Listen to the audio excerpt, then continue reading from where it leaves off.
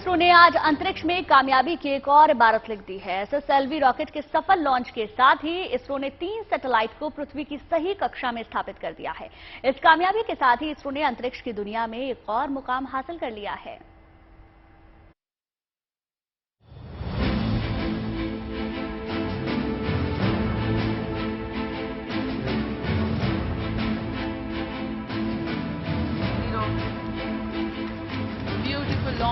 अनंत अंतरिक्ष में ये कामयाबी की उड़ान है।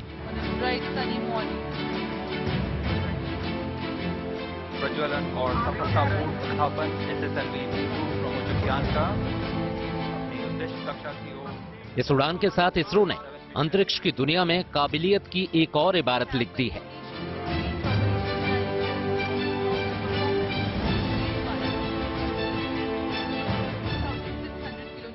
आंध्र प्रदेश के श्रीहरिकोटा में सतीश धवन स्पेस सेंटर में जब एसएसएलवी D2 का सफल लॉन्च हुआ तो इसरो का दफ्तर तालियों की गड़गड़ाहट से गूंज उठा।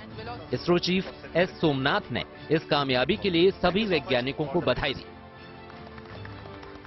So congratulations to all 3 satellite teams for making the satellites as well as placing in the right orbit, and I wish all the very best to the rest of the operations of the satellite for accomplishing their mission goals. Bharat के अंतरिक्ष वैज्ञानिकों को इस पल का बड़ी बेसब्री से इंतजार था। इसरो ने 7 अगस्त को भी इसी रॉकेट को लॉन्च किया था, लेकिन आखिरी स्टेज में कुछ तकनीकी गड़बड़ी की वजह से सैटेलाइट सही कक्षा में स्थापित नहीं हो पाए। पिछले अनुभव से सबक लेते हुए इसरो ने इस लॉन्च में गड़बड़ी की कोई गुंजाइश ही नहीं छोड़ी। SSLV D1, and we had a narrow miss of placing the satellite in the orbit because of a shortfall in velocity. And I'm very happy to report that we have analyzed the problems faced in the SSLV D1, identified the corrective actions, implemented in a very fast pace, qualified all of those new systems, went through large amount of simulations and studies to ensure that the vehicle will become success this time. And I'm very happy to see that the really intended model of the vehicle has been executed in reality. SSLV D2 का ये launch सभी मानकों पर खरा उतरा और इस बार इसरो ने इस रॉकेट की मदद से 3 सैटेलाइट को पृथ्वी की निचली कक्षा में स्थापित कर दिया। इनमें पहला satellite earth observation satellite EOS-07 है। इस सैटेलाइट का वजन 156.3 किलो है। इसके अलावा अमेरिका का जानूस 1 सैटेलाइट भी सही कक्षा में स्थापित हुआ। एसएसएलवी D2 में आजादी सेट 2 भी भेजा गया। इस सैटेलाइट का वजन 8.7 किलो है। भारत के स्टार्टअप स्पेस किड्स ने इसे तैयार किया है। इस लॉन्च के साथ ही इसरो की कामयाबी की फहरिस्त में एसएसएलवी यानी स्मॉल सैटेलाइट लॉन्च व्हीकल का नाम भी शुमार हो गया है। एसएसएलवी का इस्तेमाल छोटे सैटेलाइट को लॉन्च करने के लिए किया जाता है। इस रॉकेट का इस्तेमाल 500 किलो तक वजन वाले सैटेलाइट को लॉन्च करने के लिए किया जाता है। एसएसएलवी सैटेलाइट्स को पृथ्वी की निचली कक्षा में स्थापित करते हैं। एसएसएलवी की लंबाई 34 मीटर है। इसकी चौड़ाई करीब 2 मीटर होती है। एसएसएलवी का वजन 120 टन होता है। ये 500 किलोमीटर ऊंचाई तक उड़ान भर सकते हैं। सतीश धवन सेंटर से आज लॉन्च हुए एसएसएलवी ने महज 15 मिनट की उड़ान के बाद ही तीनों सैटेलाइट को सही कक्षा में स्थापित करने में कामयाबी हासिल कर ली। ये कामयाबी इसरो की बरसों की कड़ी मेहनत का नतीजा है। कम से कम लागत में अंतरिक्ष में कामयाबी की ऊंची उड़ान हासिल करने में इसरो ने पूरी दुनिया में अलग पहचान बना ली है। एसएसएलवी का ये सफल लॉन्च अंतरिक्ष की दुनिया में इसरो की इस काबिलियत का नया प्रमाण है। Bureau report, good news today.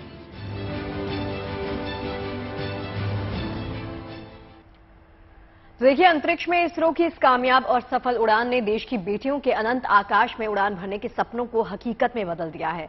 पृथ्वी की कक्षा में स्थापित 3 सैटेलाइट्स में से एक आजादी सैट 2 भी शामिल है, जिसे देश भर के 75 स्कूलों की 750 छात्राओं ने मिलकर तैयार किया है। इस कामयाबी से बेटियां काफी उत्साहित हैं, खुश हैं और देश की और दूसरी बेटियां इनकी कामयाबी से प्रेरित भी उठी हैं। अंतरिक्ष में अपना नाम लिखने का जुनून इनमें साफ देखा जा सकता है। देखिए आप भी।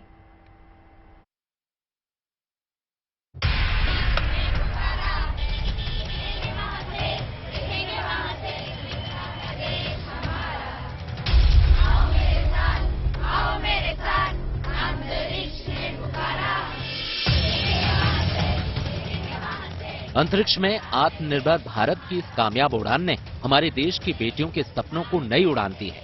इन आंखों में सपने हैं, और उन सपनों को पूरा करने की जिद है। और जब संकल्प पक्का हो, अंतरिक्ष में अपना नाम लिखने की हसरत पक्की हो, तो फिर अनंत अंतरिक्ष की दूरी इनके लिए क्या मायने रखती है?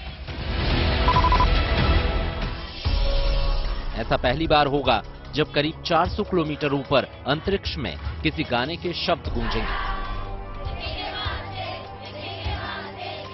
ये महज अंतरिक्ष गीत नहीं है, ये देश की बेटियों का स्पेस की दुनिया में नाम करने का अरमान है, जिसकी गूंज अब अनंत आकाश में सुनाई देगी।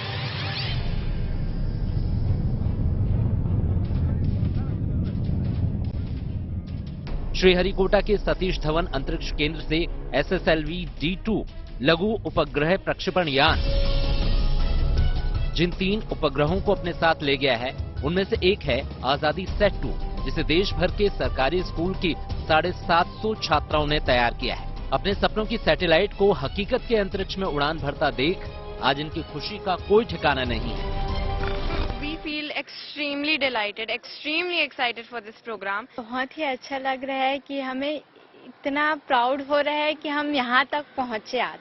I would like to say that all the girls motivated all over India, they'll see this on the TV, they would be motivated for the next mission. आजादी के अमृतकाल में इन बेटियों के ख्वाब पूरे हुए हैं। चेन्नई स्थित अंतरिक्ष स्टार्टअप स्पेस किड्स की कोशिशों से देश भर के 75 स्कूलों की 750 छात्राओं ने आजादी सेट 2 सैटेलाइट बनाया है।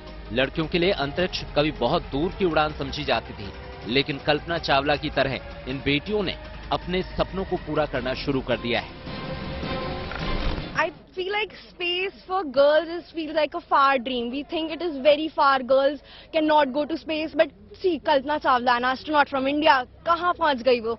So I feel space में girls जाएंगी तो उधम मचा देंगी, मजे कर लेंगे हम लोग और बहुत अच्छी-अच्छी ऊंचाइयों को छू लेंगे. So I feel like if girls get a platform, we are gonna rock. We are gonna make a success. Arranged online sessions in many languages so that every girl from every state could learn how to program a satellite, and it was a wonderful experience. There was no pandemic in between of the process because we were interested in it. इस satellite को दिल्ली की छात्राओं ने तैयार किया है, तो छत्तीसगढ़ की बेटियों ने भी भागीदारी की है। मिला जुला कर किए गए प्रयासों से बने इस सैटेलाइट को उड़ान भरते देख इन्हें और भी बेहतर करने की प्रेरणा मिली। हम इसके बाद साइंस लेना चाहेंगे और जरूर हम ना इस संस्था से जुड़े रहेंगे ताकि हम भी अंतरिक्ष के बारे में और जान सके और इसमें और शामिल हो सके। हमें बहुत ही खुशी महसूस हो रही है क्योंकि हमने सोचा नहीं था कि हम प्रक्षेपण देखेंगे। उस समय जब हमने प्रोग्रामिंग किया था तो हमने लाइव प्रसारण देखा था और आज हम उस समय हमने सोचा था कि हम जाए और प्रक्षेपण देखें अपने आंखों से, और हम साक्षी बन रहे हैं। और हम छत्तीसगढ़ की बेटियां हैं, हम 10 बेटियां, तो हम अपने छत्तीसगढ़ को भी बहुत ही गर्व महसूस हो रहा है और हमें बहुत ही खुशी महसूस हो रही है कि हम प्रक्षेपण देख रहे हैं और हमारा सपना पूरा हो रहा है। स्पेस किड्स इंडिया भारतीय एरोस्पेस स्टार्टअप है जो छोटे उपग्रहों, अंतरिक्ष यानों और ग्राउंड सिस्टम के डिजाइन, निर्माण और प्रक्षेपण में अग्रणी है। स्पेस किड्स इंडिया ने बुनियादी और सरल प्रयोग विकसित किए हैं, जिन्हें छात्र विज्ञान के टीचर्स के साथ ऑनलाइन कोचिंग में सीख सकते हैं। इस परियोजना की परिकल्पना स्पेस इंडिया किड्स की CEO डॉक्टर केसन ने की थी। That needs to work and give the data because it's the hard work of 750 young girls, and they've taken the first step out of their villages and all that, so giving them that confidence that even you can do. आजादी set 2 8.7 kilo की satellite है जो LoRa और radio communication क्षमताओं का प्रदर्शन करेगी। इस परियोजना के लिए 8वीं से 12वीं क्लास की छात्राओं को शामिल किया गया था। Science, technology, engineering and mathematics में महिलाओं को बढ़ावा देने के लिए महिलाओं की अवधारणा के साथ ये इसी तरह का पहला अंतरिक्ष मिशन है, क्योंकि इस साल की संयुक्त राष्ट्र की थीम अंतरिक्ष में महिलाएं हैं।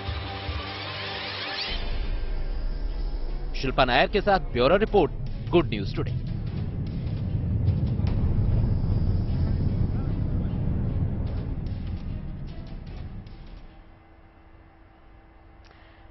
सफल रॉकेट लॉन्च के साथ साथ इसरो गगनयान मिशन पर भी तेजी से काम कर रहा है। भारतीय नौसेना के साथ मिलकर इसरो ने गगनयान के अंतरिक्ष यात्रियों की सुरक्षित वापसी का परीक्षण किया। गगनयान के क्रू मॉड्यूल को समंदर में उतारा जाएगा।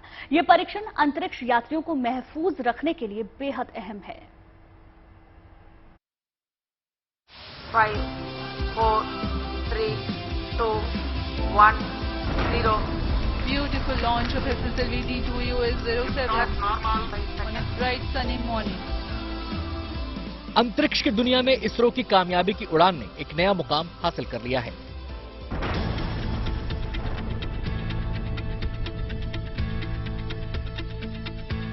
सैटेलाइट लॉन्च करने के लिए पूरी दुनिया इसरो की काबिलियत का लोहा मानती है, लेकिन अब गगनयान मिशन के तहत एस्ट्रोनॉट्स को अंतरिक्ष का महफूज सफर कराने के लिए भी इसरो तेजी से आगे बढ़ रहा है। इसरो ने गगनयान मिशन में अंतरिक्ष यात्रियों की सुरक्षित वापसी के लिए क्रू मॉड्यूल की सेफ रिकवरी का परीक्षण किया। ये परीक्षण वाटर सर्वाइवल टेस्ट फैसिलिटी में किया गया और इस परीक्षण के लिए इसरो और भारतीय नौसेना ने मिलकर काम किया। क्रू मॉड्यूल में ही एस्ट्रोनॉट्स अंतरिक्ष से लौटते हैं। आखिरी चरण में इस मॉड्यूल को समंदर में उतारा जाता है।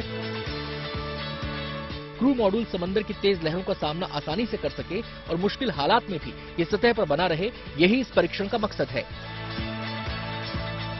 अंतरिक्ष के सफर में सबसे अहम होता है अंतरिक्ष यात्रियों की हिफाजत। गगनयान मिशन के तहत इसरो 3 अंतरिक्ष यात्रियों को 3 दिनों के मिशन पर अंतरिक्ष में भेजने की तैयारी में है। इन यात्रियों को पृथ्वी से 400 किलोमीटर दूर पृथ्वी की कक्षा में जाकर सुरक्षित धरती पर वापस लाया जाएगा। लौटने पर ये अंतरिक्ष यात्री भारत के समंदर में उतरेंगे।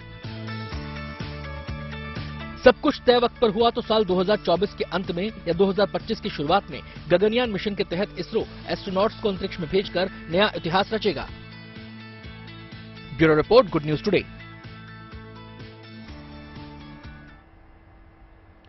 देखिए, यूपी में निवेश का महामेला आज से सज चुका है। अब से थोड़ी ही देर पहले प्रधानमंत्री नरेंद्र मोदी ने ग्लोबल इन्वेस्टर्स समिट का उद्घाटन किया। यूपी इन्वेस्टर्स समिट को भारत के ग्रोथ का एक नया इंजन बताया जा रहा है, जिसमें जापान, ऑस्ट्रेलिया, फ्रांस, यूएई समेत 13 देशों के प्रतिनिधि शिरकत कर रहे हैं। सबसे ज्यादा कंपनियां अमेरिका से इस इन्वेस्टर्स समिट में शिरकत करने के लिए पहुंची हैं। इन्वेस्टर्स समिट में करीब 25 लाख करोड़ से भी ज्यादा का निवेश आने की उम्मीद जताई जा रही है।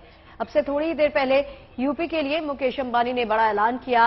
अंबानी ने कहा कि राज्य में रिलायंस और जियो 75,000 करोड़ रुपए करेगा इन्वेस्ट। इस साल के अंत तक यूपी के सभी जिलों में 5G सर्विस की शुरुआत का ऐलान भी कर दिया गया है और यूपी इन्वेस्टर्स समिट में अब तक 17,000 से ज्यादा MOU साइन हो चुके हैं, जिसको लेकर पूरा यूपी काफी उत्साहित है। ये समिट 12 फरवरी तक चलने वाला है।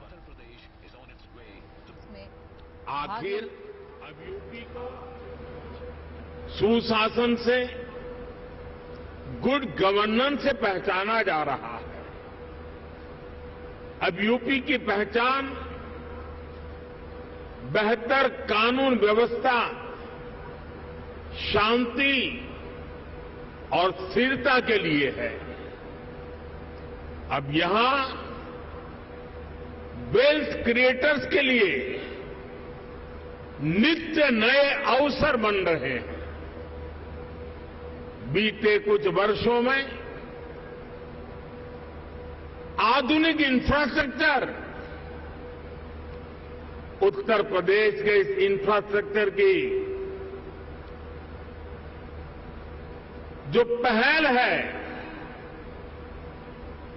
उसके परिणाम नजर आ रहे हैं। प्रधानमंत्री मोदी अभी लखनऊ में ग्लोबल इन्वेस्टर समिट में हिस्सा ले रहे हैं। कुछ घंटों के बाद प्रधानमंत्री यहां से महाराष्ट्र के लिए उड़ान भरेंगे, जहां वो महाराष्ट्र को 2 वंदे भारत का गिफ्ट देने जा रहे हैं। इन ट्रेनों को प्रधानमंत्री मोदी हरी झंडी दिखाएंगे। ये ट्रेन फिलहाल महाराष्ट्र के भीतर ही चलाई जाएंगी। कहा यह जा रहा है कि ये नई ट्रेनें पुरानी ट्रेनों से काफी अलग हैं।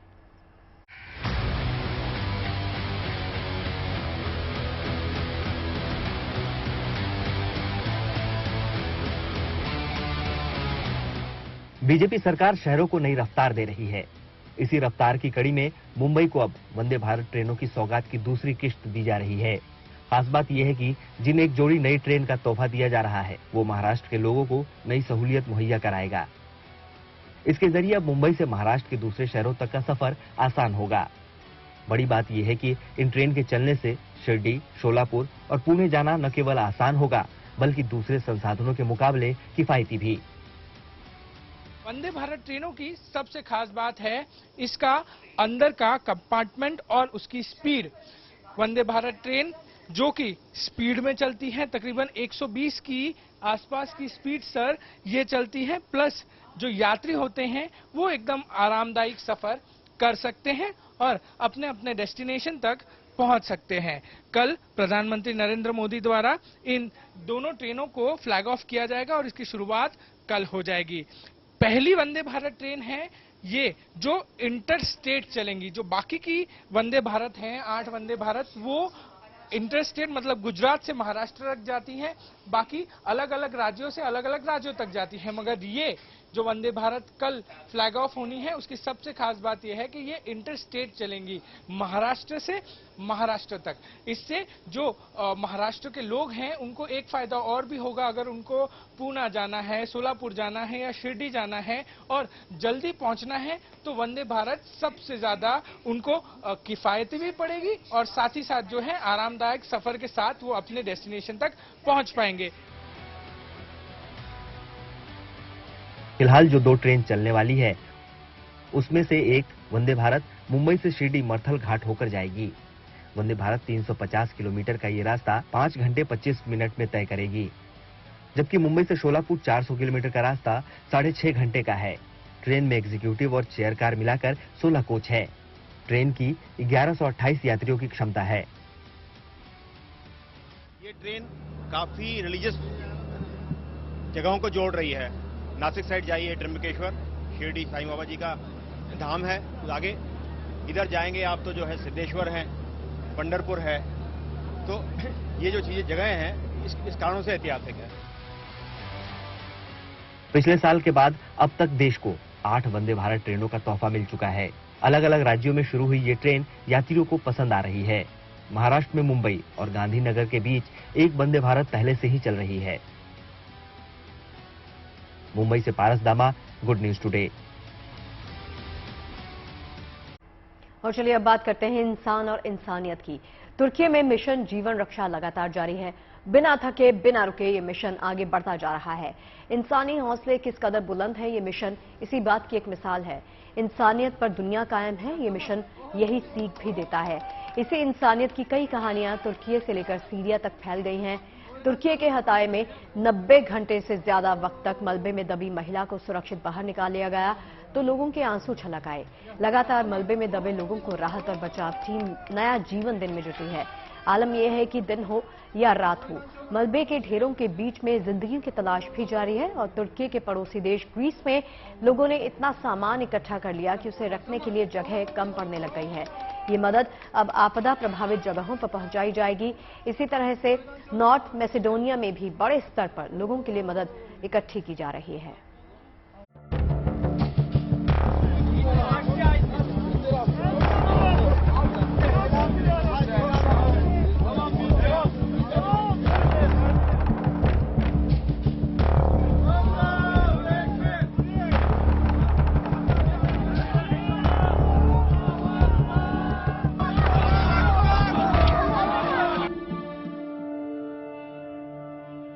कह दो ना खुदा से कि लंगर उठा ले, मैं तूफान की जिद देखना चाहता हूं।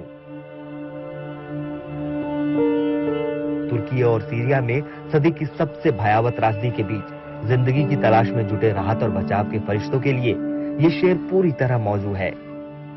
भूकंप से धाराशायी इमारतों के मलबों का मंजर संदिल इंसान के कलेजे को भी छन्नी कर सकता है।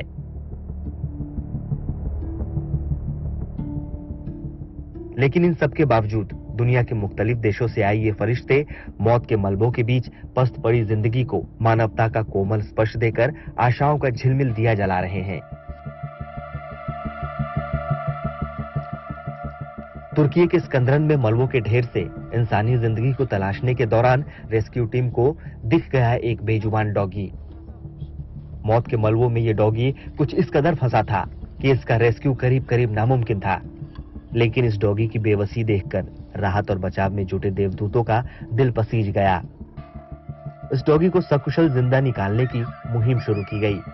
इस दौरान राहत और बचाव कर्मी बिल्कुल नाजों से अपना काम कर रहे थे, ऐसे कि डॉगी को कोई खरोच भी ना आने पाए। कोई बोतल से पानी लेकर उसे ऐसे पिलाने की कोशिश कर रहा था जैसे एक माँ अपने बेटे को दूध पिलाने की कोशिश कर रही हो।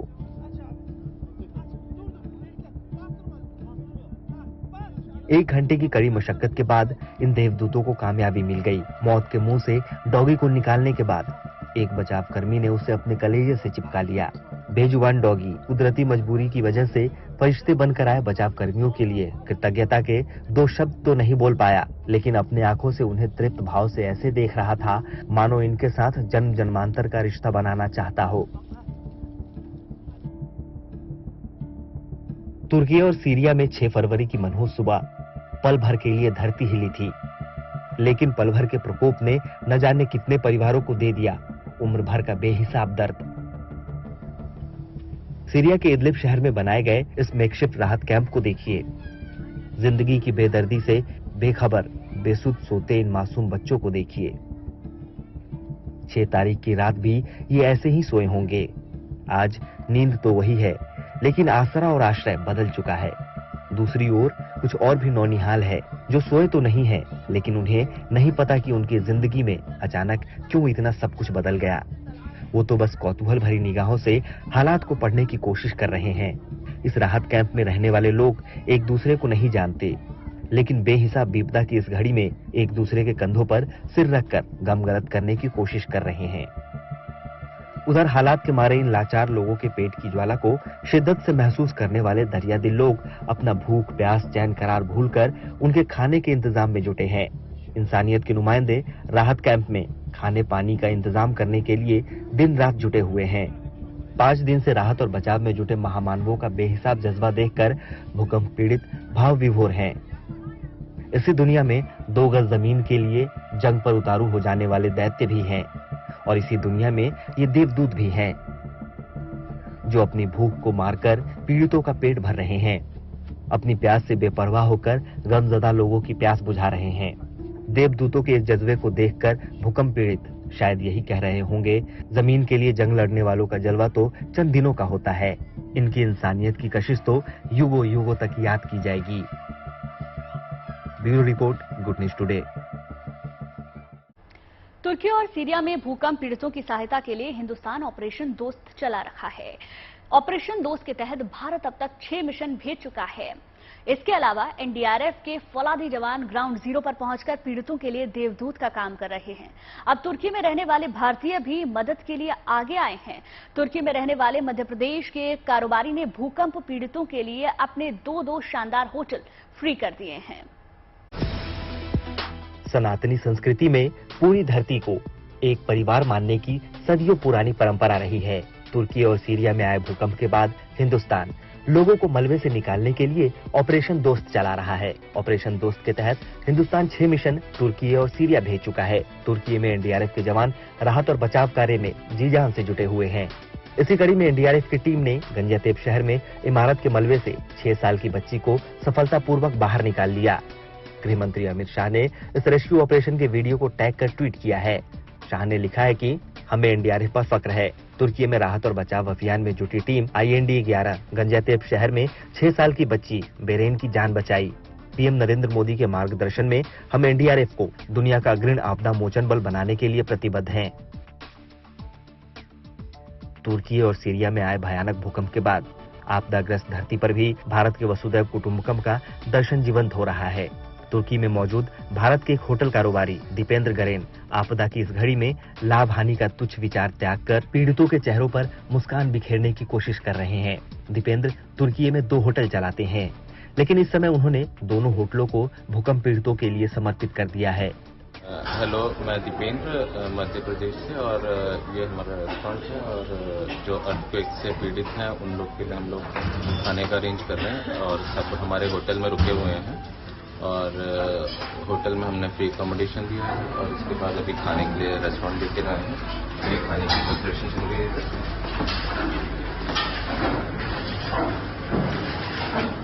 देखिए हमारे शेफ लोग लगे हुए हैं, और ये हमारा खाना सब अभी सर्व हो रहा है। इधर पे सब लोग बैठे हैं।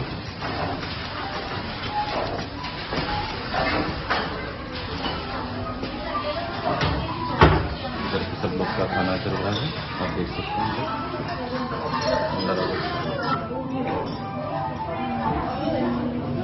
दीपेंद्र का होटल यूं तो आपदाग्रस्त इलाकों से करीब 200 किलोमीटर दूर है, लेकिन आश्रय की तलाश में लोग इनके होटल तक पहुंच रहे हैं और यहां पहुंचने के बाद उनके सारे कष्ट कलेश दूर हो जा रहे हैं।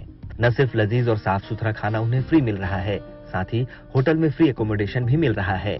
दीपेंद्र ने पीड़ितों के लिए न सिर्फ अपने होटल का दरवाजा खोल दिया है, बल्कि पीड़ितों के साथ बैठकर वो उनका दुख दर्द बांट रहे हैं, उन्हें ढाढ़स बंधा रहे हैं। यही तो है हिंदुस्तान का असली दर्शन। नर की सेवा ही हमारे दर्शन में नारायण की सेवा मानी जाती है। Bureau report, good news today. देखिए, कई देवदूत भूखों को भोजन करवा रहे हैं तो कई दवाइयां देकर उनका दर्द बांट रहे हैं। इस काम के लिए तुर्की में भारतीय सेना की मेडिकल टीम ने अस्पताल भी खोल दिया है। जिंदगी और मौत के बीच जंग में इस समय 20 साल की इलायदा को भारतीय सेना के अस्पताल में लाया गया है। ये भारतीय सेना का फील्ड हॉस्पिटल है यहाँ इस क्रंदन में, तुर्की में। ये बच्ची पिछले करीब 72 घंटों से मलबे में दबी हुई थी और उसको बचाया गया है। डॉक्टर्स उसका इलाज कर रहे हैं।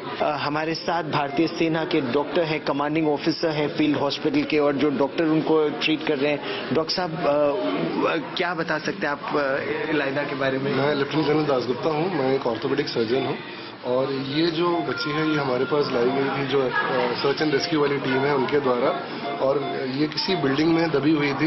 एग्जैक्ट डिटेल्स हमें उसका नहीं पता जबकि क्योंकि सर्च एंड रेस्क्यू वाले लाए थे, और ये हम मान सकते हैं कि करीब 3-3.5 दिन 72 घंटे से ज़्यादा ये वहाँ थी। जब ये लाई गई थी तो ये डिहाइड्रेटेड थी, शरीर में पानी की कमी थी, बीपी वगैरह काफ़ी नीचे था, इनमें कुछ शरीर में कुछ फ्रैक्चर्स वगैरह भी आए हुए थे। तो पहले हमारे जो साथ के डॉक्टर हैं इनने इनको स्टेबलाइज किया है ना, इनका बीपी वगैरह सब नॉर्मल आया। उसके बाद हमने इनके एक्सरे वगैरह लेके अभी हम इसको आगे के लिए ट्रीटमेंट कर रहे हैं, और हो सकता है और फर्दर ट्रीटमेंट के लिए हम इनको आगे बड़े हॉस्पिटल में, है ना, अडाना या आगे हम इनको रेफर कर देंगे इसके लिए। बट प्रेजेंटली ये स्टेबल है एंड अच्छा कर रही हैं। और स्टेबल है, अच्छा कर रही हैं। डॉक्टर साहब, क्या मैं आपसे निवेदन कर सकता हूँ आप इस तरफ यहाँ पर भी आ जाएं। इलायदा को बचाने में क्या क्या काम किया जा रहा है? Colonel Yaduvir Singh commanding officer हैं 60 फील्ड हॉस्पिटल के। सर, यहाँ पर कितना कठिन है इस परिस्थिति में ऑपरेट करना? हम जब लोग यहाँ पे आए थे तो there was no electricity, no water supply, और ये बिल्डिंग ढूंढने में, हम लोग लोकेट करने में काफ़ी मुश्किल हुआ, जिससे कि एक जगह पे हम एक सेफ प्लेस पे अपना फील्ड हॉस्पिटल स्टैब्लिश कर सकें। लेकिन लकीली यहाँ पे सारे टर्की के लोग बहुत मददगार हैं, उन्हें बहुत हमें सब तरह की सहायता प्रोवाइड कर रहे हैं। तो हम लोगों ने जल्दी जैसे इसको लोकेट किया, हमने 4-5 घंटे में यहाँ स्टैब्लिश कर दिया।